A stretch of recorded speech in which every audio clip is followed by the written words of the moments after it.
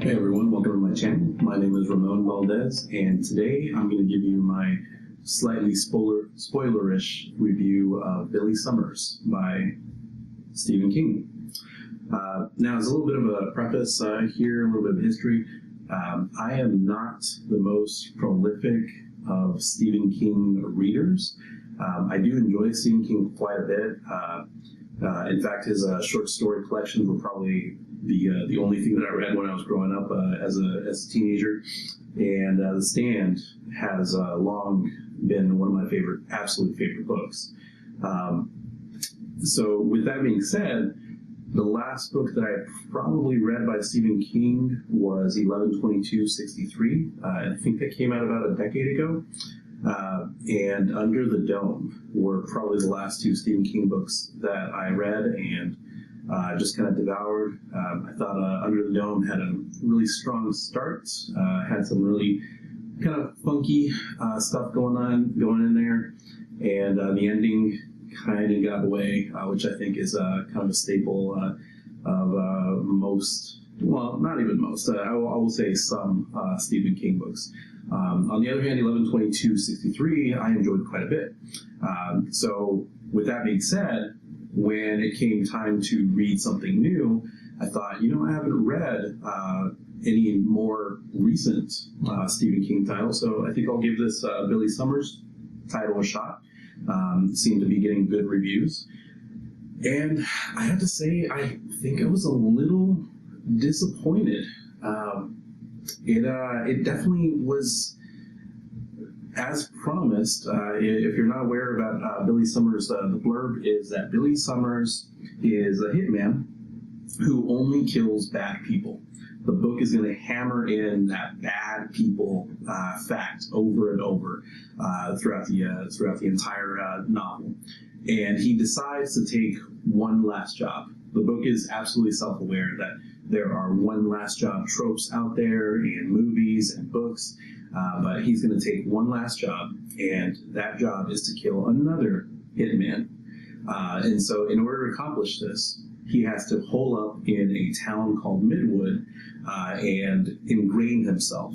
And Billy is very good at kind of hiding out or getting to know people but not being noticed necessarily. It's how he's been so successful throughout his career. He is an ex-sniper. So this is all story that's fed to you pretty quickly throughout the beginning of the book.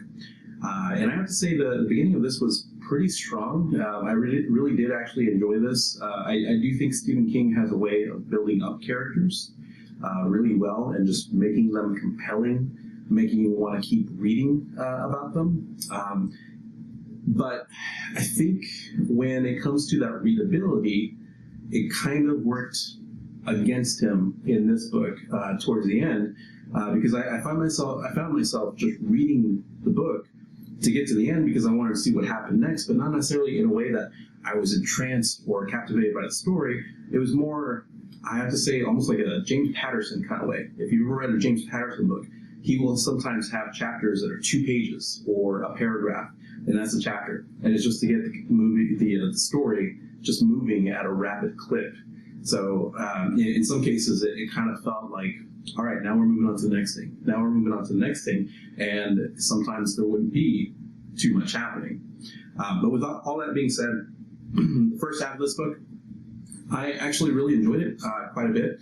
And then about halfway through, the story takes a pretty hard turn. If you end up reading it, you're going to absolutely know what I mean.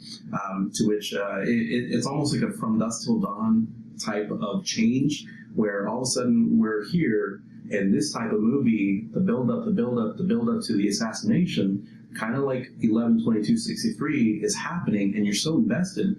And when that part happens, when the actual assassination attempt happens, and I won't give away if it's successful one way or the other, but I was actually sweating reading this, and it did give me a lot of correlations, a lot of 11/22/63 vibes. So that part itself was so compelling. But then I looked down at my book, or my Kindle, and realized that I was only halfway through the book. And that's when a stark shift happens, and it turns into a very completely different type of story, like a revenge type of story. And trigger warning: there are some very vicious things that do happen in the book. There is some assault that happens to one of the female characters. Whether it was necessary or not, I'm not a big fan of just having any kind of character just assaulted just to drive the story. And I really don't feel like the perpetrators of that assault got their comeuppance. I almost felt like we were made to feel sympathetic towards them after they very severely attacked the female character, and this is one of the segments in the book where it goes into very vivid detail what happened, or the state that the person was left in after this group assault on her. So, with that being said, when the story actually ends, I was a little underwhelmed. There are some interesting things happening in here. There's a story within a story. So I should say that the first part of this book is so compelling because you're reading about Billy Summers ingraining himself into this neighborhood that he lives in, and he starts making friends with the neighbors. He starts making friends with their kids. He starts doing Monopoly nights with them, and he's getting closer than he knows he should. And that part is really compelling because you're captivated by, is he going to get caught? Is he going to slip up? So to add a further complication to this, in his hitman life, he actually pretends to not be intelligent. And sometimes this is conveyed by what he calls this act his dumb self, quote unquote. And he conveys this by always carrying around Archie comics or by speaking in kind of a clipped speech. And he has to watch what he says. He has to be very careful. This is another part of the book's story that will be hammered home over and over, is how intelligent Billy Summers actually is. So I don't think it's overdone necessarily to that end. And so this whole first part, definitely compelling. There's even a little bit of a romantic interest in there before it turns into something else that has a relationship in it that is a little questionable. You never really, it keeps going back and forth. Are they going to be a romantic piece? Are they not going to be a romantic couple? Is it appropriate that they're a romantic couple? And the book never really seems to make up its mind or try to convince the reader one way or the other that this could be creepy, this should not be creepy. I definitely leaned on the side of, this is a little creepy, kind of a relationship, a little bit of a creepy dynamic there. But I'll let you read and make up your own decision there.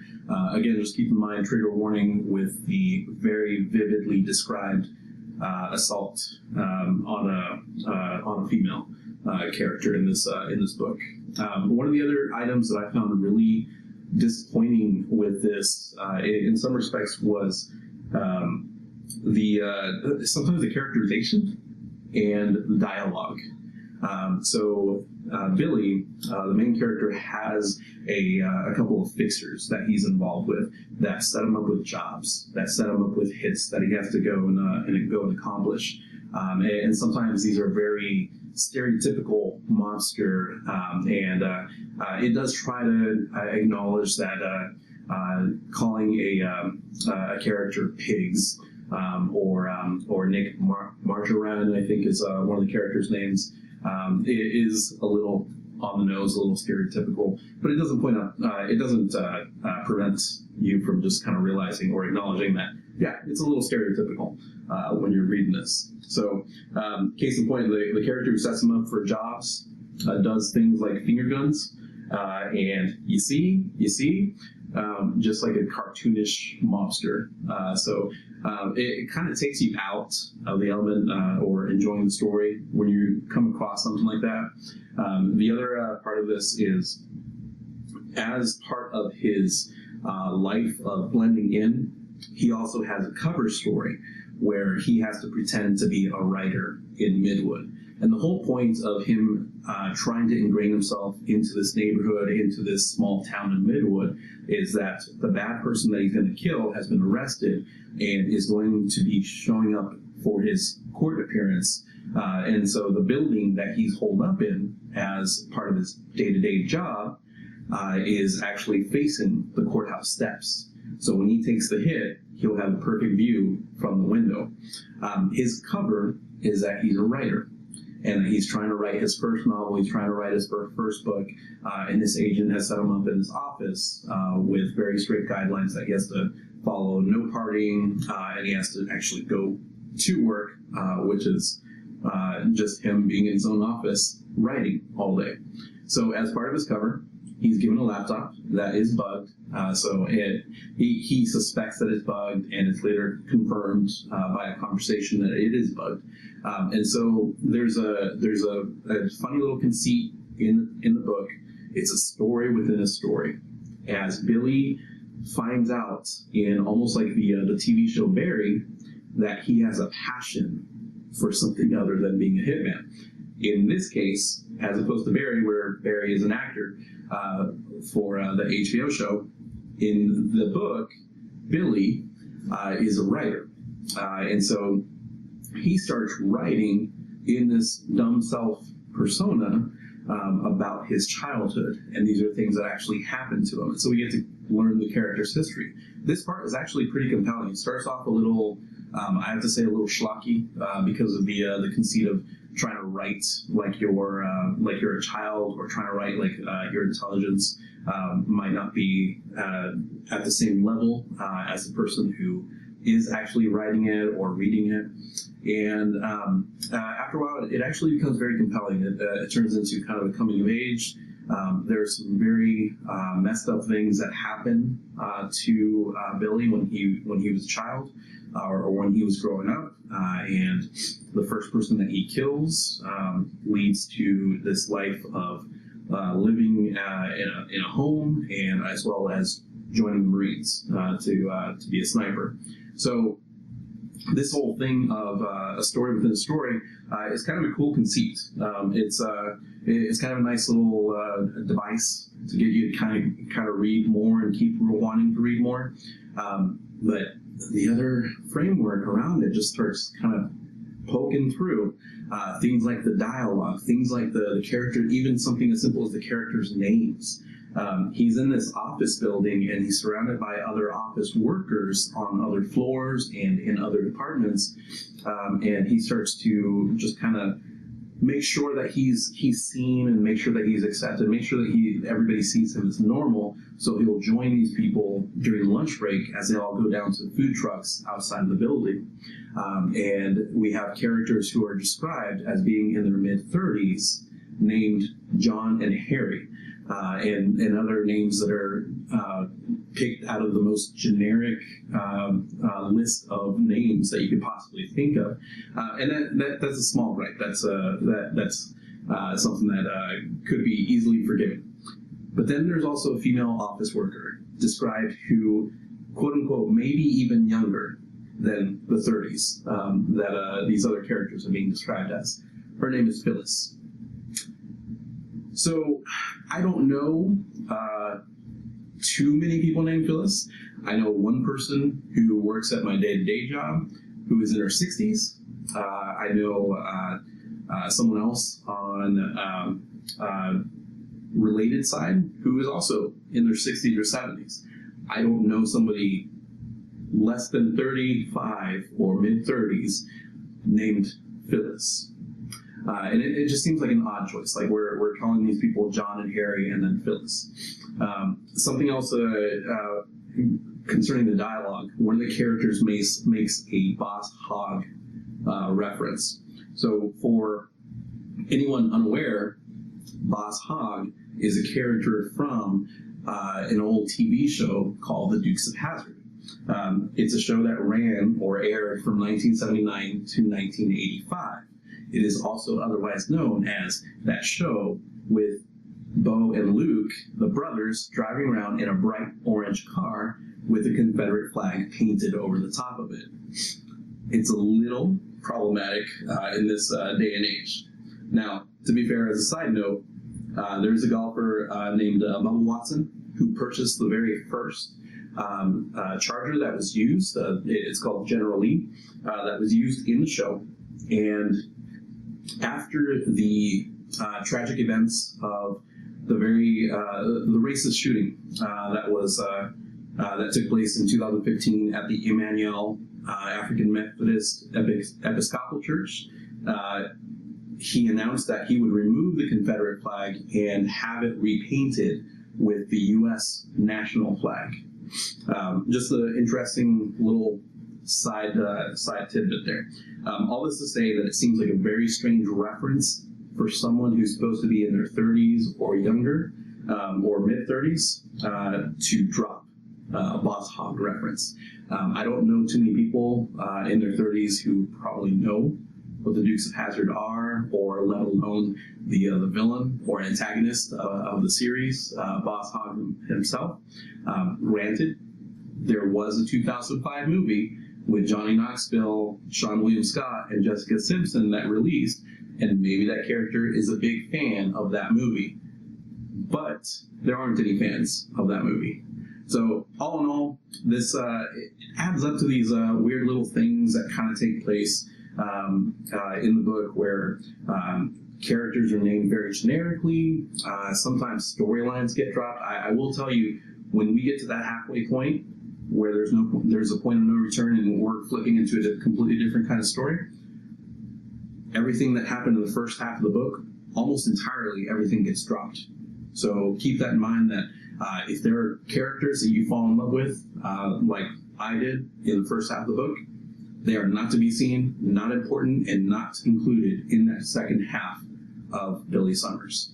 So, with all that being said, sometimes when you're reading a Stephen King story, he has been branching out into more slice of life type things, going back to things like The Body, or things where items or stories are a little more realistic.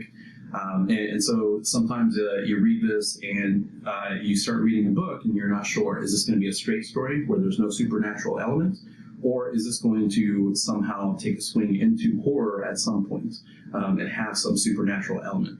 I will say, I will spoil that there is a supernatural element to the story, but it is absolutely not integral to the plot. It more serves as a reference to The Shining. So if you're a fan of The Shining, I think you'll appreciate the references that are made, some physical and supernatural. But please understand that it is not important to the story. It is just something that happens as a quick.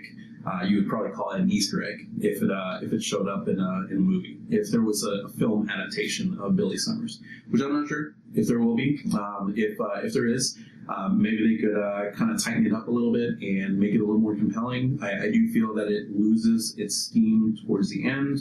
It does try to get wrapped up in a nice little bow at the end. And I was very conflicted as to how I felt. So as I mentioned at the beginning, I was a little bit more driven by the fact that it was readable, but not necessarily in a very good way. So I think ultimately I was pretty disappointed with Billy Summers. It was more readable in okay, now I have to see what happens. I have to see how this is all going to get wrapped up by the end. So if you're a fan of Flowers for Algernon and that type of story, if you're a fan of 11/22/63, I think there is something to enjoy in this book.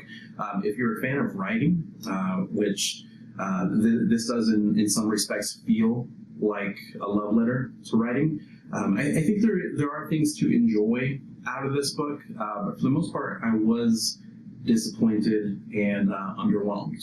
So with that being said, just want to give you my little 2 cents on Billy Summers by Stephen King, released in 2021. I do hope you'll come back for more videos. Like and subscribe, and have a great day.